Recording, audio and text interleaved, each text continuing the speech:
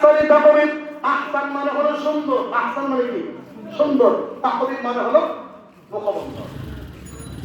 আল্লাহ রাব্বুল আলামিন দেখে বলছেন বান্দারে আমি এই মুখমণ্ডলকে নিজ কুদরতে হাত দিয়ে আমি আল্লাহ সব চাইতে সুন্দর করে আমি আল্লাহ বানাইলাম। মুসলমান ভাইয়েরা বলেন তো আল্লাহ পাক মানুষকে এত সুন্দর করে বানাইছেন এটা বলেছেন কে?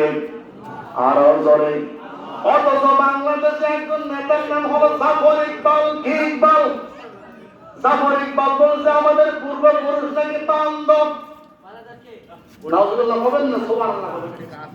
দারওয়ানের বিবর্তনবাদের মতবাদে বিশ্বাসী যারা, তারা বিশ্বাস করে যে আমাদের পূর্বপুরুষ বান্দর। আমরা কি দারওয়ানের বিবর্তনবাদের মতবাদে বিশ্বাসী? এ কথা কয় না কেন? আচ্ছা বলেন তো আল্লাহ পাক বলেন লাকাদ খালাকনাল ইনসানা ফি আহসানি তাকওয়িম, মানুষকে সুন্দর করে বানাইছে।